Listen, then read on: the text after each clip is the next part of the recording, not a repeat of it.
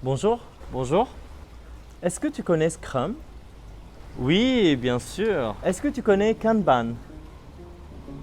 Oui, est-ce que tu connais Scrumban? Scrumban? Hey les coachs, avant d'aller à l'échelle vers safe, less, autre chose, soyez bons à l'unité. Je trouve que de plus en plus de personnes pensent que l'agile et le Scrum c'est pareil. Ils implémentent alors le Scrum dans leur projet pour dire qu'ils sont agiles. Scrum est l'un des frameworks de l'agile qui peut ou pas être le bon framework pour votre projet ou votre organisation. Et moi, quand je vois ça, ça m'énerve. La méthode Scrum a pour avantage d'être très structurée. Son caractère cadré et codifié est idéal pour le feuille de route clairement définie. Le bémol de la méthode Scrum, c'est qu'un changement de périmètre ne peut se faire qu'une fois le sprint est terminé.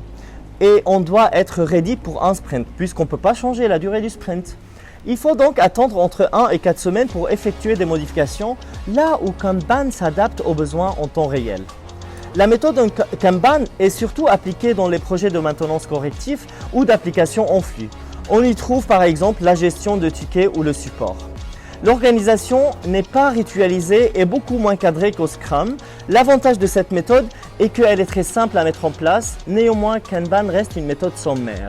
Il faut donc la mélanger avec d'autres méthodes pour avoir une plus grande agilité. D'où Scrumban. Comme on peut le deviner, la méthode Scrumban allie tous les avantages de la méthode Scrum et de Kanban.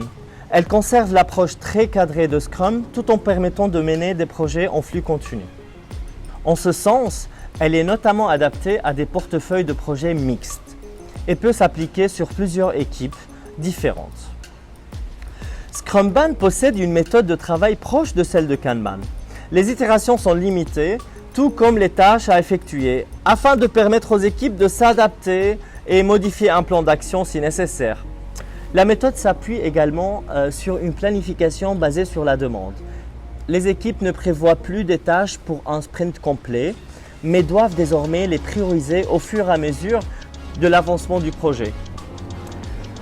En tant que coach agile, et selon le contexte du projet et le degré de complexité attendu dans les livraisons et leur récurrence, j'oriente le client et son équipe de projet offshore vers la méthode la plus adéquate. Soyez adaptatif, soyez créatif.